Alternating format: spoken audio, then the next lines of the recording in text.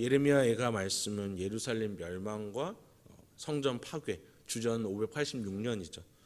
그 이후에 기록된 선지자의 애가 5편의 기록입니다. 오늘 이제 1장 말씀 함께 나눴죠. 한 나라의 멸망 직후의 모습은 우리가 상상하기 힘들 정도로 매우 처참합니다. 예레미야 본문 곳곳에서 우리가 미리 보았습니다만, 어제도 우리가 보았지만 두 눈이 뽑힌 한 나라의 왕, 죽임을 당한 그 왕의 아들들, 그리고 또 유다의 고관들, 폐허가 된 성전과 성벽, 그 이미지가 우리가 떠올릴 수 있는 그 부분들입니다. 말씀의 등을 돌린 자들의 결과는 이와 같았습니다. 전쟁 그리고 침략, 한 나라의 멸망됨도 마무리가 된 것 같은 그런 모습입니다. 현재는요. 남유다의 멸망 이후 우리가 예레미야의 모습을 보았습니다. 바벨론 왕이 사령관을 시켜서 선지자 예레미야를 너희가 선대하라, 그가 말하는 대로 행하라 했던 것을 우리가 보았죠. 하나님의 말씀을 거절했던 시드기야 왕과 유다 백성들과는 또 반대, 그 대조되는 삶이 펼쳐졌던 예레미야의 모습을 우리가 보게 됩니다. 어떻게 보면은 죽지 않고 목숨을 건졌다라고 볼 수도 있겠습니다만, 말씀에 귀 기울인 자와 그렇지 않았던 자들의 선명한 대조를 우리는 발견할 수 있는 것이죠. 근데 그렇다고 해서 자기는 살아남았다고 해서 예레미야의 마음이 편했을까? 우리는 그렇게 생각할 수 없습니다. 그 마음이 편했던 게 아닙니다. 나라에 이른 깊은 고통이 그 선지자에게 있었을 것입니다. 영적인 고뇌도 있었을 것이고요. 더 솔직한 심정으로 말하자면 이것이었을 것 같습니다. 내가 얼마나 그들을 위해서 기도하고 하나님의 말씀을 전했는데, 내 마음도 담아서 저들에게 전했지만 결국에는 그들이 안 들었어. 여호와의 말씀, 그 존엄성도 헤쳐가면서 저들의 결과는 과연 무엇이란 말인가 하는 예레미야의 그 마음도 있었을 것입니다. 그렇게 부르짖었건만, 그토록 돌아오라는 하나님의 말씀을 전했지만 결국에 바벨론 땅으로 넘어가 버린 유다의 모습을 예레미야는 보는 것이죠. 오늘 애가의 말씀은 이렇게 시작합니다. 슬프다 슬프다. 1장도 그렇고 2장도 그렇고 슬프다로 시작을 합니다. 그래서 이 예레미야 애가도 이제 슬픈 노래해서 우리 말로는 애가, 슬픈 노래, 예레미야 애가라고 이야기를 하잖아요. 히브리어 말도 비슷합니다. 에카. 재작년에도 우리 통독 말씀 하면서 들으셨겠지만 에카. 어찌하여서 이런 일이 일어났는가? 어찌하여야? 에카, 애가. 슬프다 이상이여 라는 탄식으로 이 책을 시작합니다. 예루살렘 성이 이와 같이 어쩌면 이렇게 되었는가? 변해버리고 폐허가 되었다는 것이죠. 1절에 전에는 사람들이 많더니 이제는 어찌 적막하게 앉아있는고. 이 모습이 어찌 이렇게 변해버렸는가 하는 선지자의 탄식인 것입니다. 2절 보십시오. 밤에 슬피 울고 눈물이 뺨에 흐르지만 위로할 사람도 없습니다. 친구들도 다 배반하였대요. 3절이 연결이 되죠. 그렇게 의지하던 유다가 얘기하던 동맹정책, 강대국을 의지하던 그 동맹정책도 다 소용이 없다는 탄식이 있습니다. 4절, 사람이 많던 도로는 적막하고 제사를 드릴 사람도 없고 제상자장들은 탄식해 버렸다는 것이죠. 시온의 영광이 사라진 것, 예루살렘의 영광이 사라진 것은 모두 다 유다의 죄로 인한 것이었다. 그로 인해서 하나님이 주신 곤고함 때문에 이 모양이 되었다. 5절과 6절에서 말하는 내용입니다.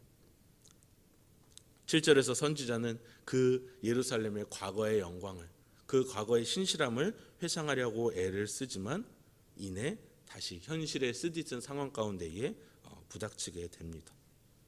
그리고 모든 나라가, 주변 나라들이 이를 비웃는다고. 8절, 예루살렘이 크게 범죄함으로 조석거리가 되었다라고 이야기를 하는 것이죠. 하나님의 나라, 하나님의 백성, 예루살렘의 모습의 현실이 이렇다는 것입니다. 예레미야에서부터, 다른 선지서부터 우리는 쭉 봐왔지만 하나님께서 선지자들을 보내주셔서 꾸준히 말씀하십니다. 회개하라, 너희의 죄를 회개하고 주님께로 돌아올지어다. 유다는 죄의 결과를 두려워하지 않고 계속해서 말씀에 등을 돌립니다. 하나님께 집중하지 못하는 모습을 보게 됩니다. 이 죄의 결과가 10절에 나오게 됩니다. 예루살렘 성전에 이방인들이 들어가서 온 기물을 약탈하고요, 수치와 모욕을 보여줍니다. 예루살렘이 이와 같은 일을 당하게 되는 것입니다. 예레미야는 이 모습을 보면서 바벨론 왕의 선대를 받으며 사령관의 선대를 받으면서 좋은 숙소에서 좋은 음식을 먹으면서 편하게 있었다는 것입니까?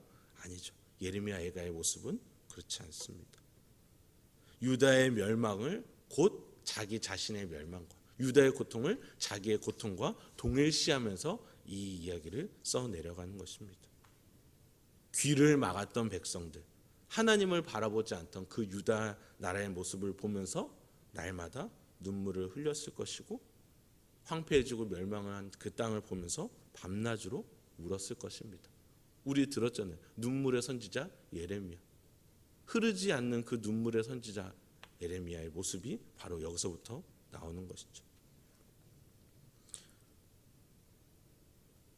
어떻게든 예레미야의 그 마음을 좀 동일시해 보려 애를 써봤습니다.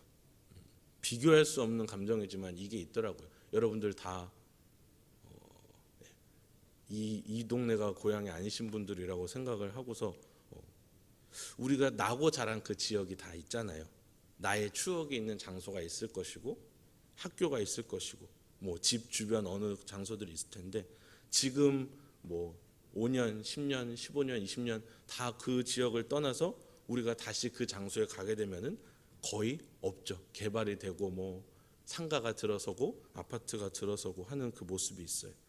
없어져 버렸다거나 뭐 그런 모습이 있을 것입니다. 바뀌었다거나.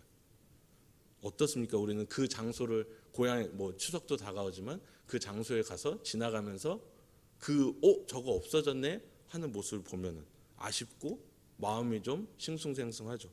슬프기도 합니다. 사진으로도 부족한 그 감정을 우리는 이제 어떻게 해볼 수가 없는 것이죠.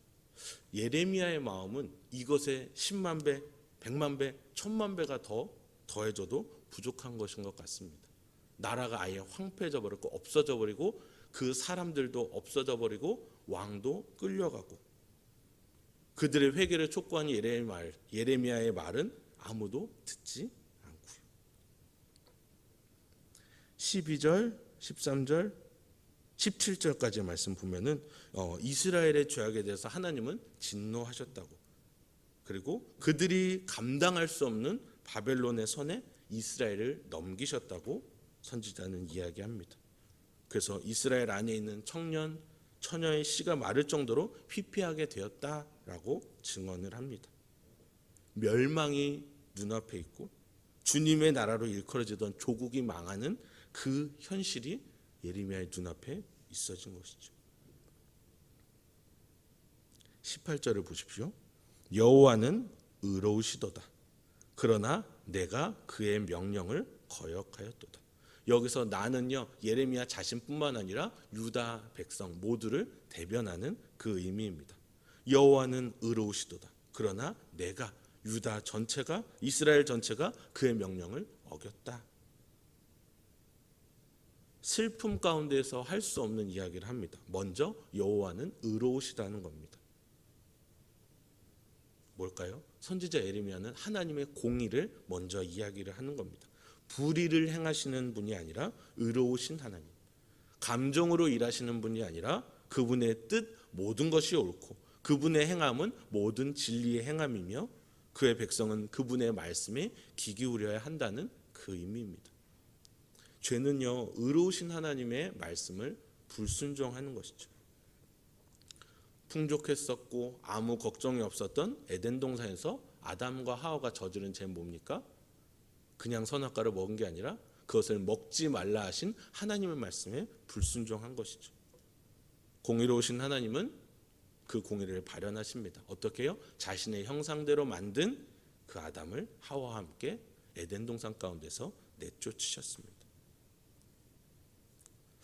선지자는 여기서 하나님의 공의로우심을 이야기하며 하나님은 의로우시기 때문에 범죄하는 하나님의 백성을 의롭게 다루실 것을 소망합니다.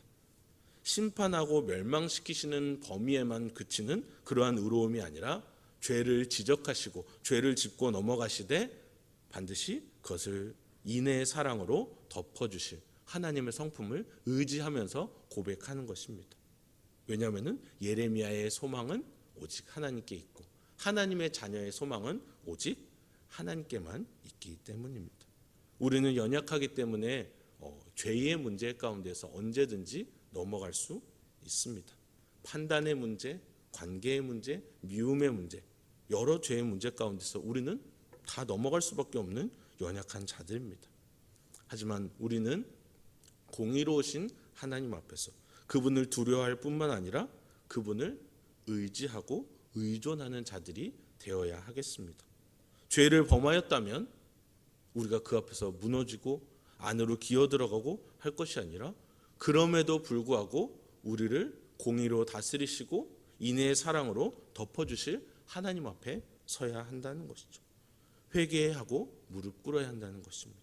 민족의 죄악을 자신의 죄악과 동일시하여서 하나님 앞에 회개하였던 예레미야처럼 우리는 이 슬픈 노래를 부르면서도 하나님 앞에 섰던 예레미야 같이 행동해야 할 것입니다. 나라는 망했고 모든 것이 다 없어지고 그 가운데서 변함없이 저 하늘에서 우리를 지켜보시는 하나님을 찾는 것처럼 우리는 그와 같이 해야 한다는 것이죠. 주님의 의로우심을 선포하고 주님의 인애의 사랑도 선포하는 자들이 바로 자녀된 우리의 모습입니다. 하나님의 사랑의 언약 가운데 있는 자들이 우리이고 그 날개 아래에서 평안히 쉬는 자들이 우리입니다. 오늘 계속해서 우리가 예레미야서를 통해서 유다의 멸망을 보고 멸망이라는 단어 때문에 우리가 괜시리 마음이 불편할 수도 있지만 멸망이라는 단어는 우리에게만 국한되어 있는 것입니다. 왜요? 하나님께 있어서는 멸망이라는 것도 없고 끝이라는 것도 없고 그 주권에도 그 사랑의 범위에도 끝이 없으시기 때문이죠. 처참한 상황 가운데 있었던 예레미야는요 세상을 의지하지 않았습니다. 남유다의 그 정책처럼 그런 강대국을 의지하지 않았습니다. 슬픔 가운데에서도 하나님을 바라보며 이 슬픈 노래를 불렀습니다. 민족의 죄, 나의 죄, 그것을 쏟아냈던 예레미야의 모습이 있고요. 그 예루살렘 멸망 가운데서 가장 크게 드러난 죄악, 이웃 나라를 의지한 것, 하나님을 바라보지 않은 것에 대해서 통회하며 하나님께 눈물을 흘립니다. 소망이 없으면은 이런 노래를 도저히 부를 수가 없겠죠. 선지자의 상황이 그랬을 것입니다. 선지자는 거기서 소망을 보았습니다. 우리는 어떤가요? 이 소망을 잘 보지 못할 때가 많아요. 울기에 바쁘고요, 걱정하기에 바쁘고 다른 일이 손에 잡히지 않을 때가 더 많습니다. 아무 생각도 하기 싫고요, 오는 전화도 받기 싫고요, 고통 가운데에서. 근데 예레미야의 모습을 보니까 그렇지가 않아요. 하나님의 자녀의 모습은 우리들이 생각하는 그런 나의 어떤 근심을 해결하는 모습들과 다르더라고요. 하나님의 음성에 귀를 기울이더라고요. 하나님을 먼저 찾더라고요. 슬픔 가운데에서도 말씀하시는 하나님의 그 말씀을 듣고서 그 말씀에 반응하는 예레미야의 모습이 있습니다. 힘든데요. 그렇게까지는 못하겠는데요. 선지자니까 가능하잖아요. 그런데요, 우리는 그 선지자만큼이나 더 큰 그 복음의 능력이 우리 마음 가운데 있지 않습니까? 복음을 아는 자의 삶은 달라야 합니다. 복음을 모르는 자에게 침묵하는 것은 죄악이라고 들었었죠. 그리스도의 사랑으로 덧입혀진 우리의 삶은 고통의 문제 앞에서, 환난의 문제 앞에서 세상과 달라야 합니다. 그 고통의 문제 앞에서 하나님의 자녀가 취해야 할 자세는 더 하나님을 붙잡는 것이죠. 우리가 주어진 이 하루를 살아갈 때에 힘든 일은 분명히 있을 것입니다.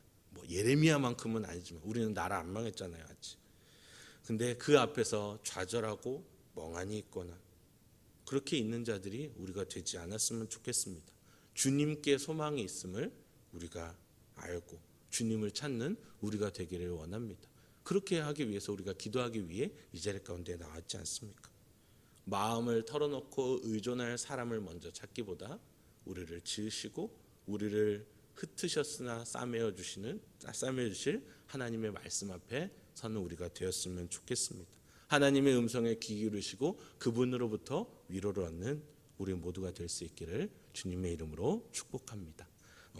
어제에 이어서 기도 요청을 드리도록 하겠습니다. 어제 세 가지 기도 제목 나눴었는데요. 어제 김은영 자매님 서울에서 이제 수술을 마치시고 이제 회복 기간을 가지실 것입니다. 그래서 수술 후 회복 기간을 위해서 기도해 주시고 간호하시는 석진 형제님을 위해서 기도해 주시고 또 아이들이 이제 나주에 아이들만 있는데 아이들이 잘 지내고 잘 지낼 수 있도록 기도 부탁드립니다. 우리 청년부 소속인 우리 최재현 형제죠. 결혼했지만 최재현 형제가 갑상선 암 판정을 받고서 이제 다음 달에 충남대 병원에서 수술을 한다고 해요. 그래서 저한테 제일 먼저 얘기하면서 기도 부탁을 했었던 거였는데요. 처음에는 본인도 이제 받아들이기 힘들었다고 먼저 얘기를 하더라고요. 그래서 2월 달에도 좀 건강 문제가 있었었고 코로나도 걸리고 또 이번에 갑상선 암 때문에 또 본인의 마음이 힘들었었다고 이야기를 했는데 다 그걸 이제 하나님 앞에서 기도하면서 감사로 이렇게 털어내는 그런 모습을 보았습니다. 그래서 형제의 마음과 또 간호하는 우리 수지자매님의 마음을 위해서 그 가정을 위해서 기도 부탁드리겠습니다. 또 우리 공숙희 자매님 조카 공신영 자매께서 기도하고 계시죠. 지금 항암 치료 중에 있다고 하는데 20대 초반에 우리 여리디 어린 자매가 계속 항암의 그 기간을 항암 치료의 기간을 이제 버텨야 하는데 마음으로도 또 육적으로도 항상 주님이시는 그 강건함이 있을 수 있도록 기도해 주십시오. 그 항암 치료라는 것이 그렇대잖아요. 빈대를 잡기 위해서 그 집을 다 태운다는 그러한 비유가 있더라고요. 그래서 그런 고통의 시간들이 아니라 그 가운데에서 그를 위해서 기도하여 주시는 많은 이들의 그 마음을 기억하고 그를 지키시는 하나님을 의지하는 귀한 자매가 될 수 있도록 기도 부탁드리겠습니다. 제가 기도하도록 하겠습니다.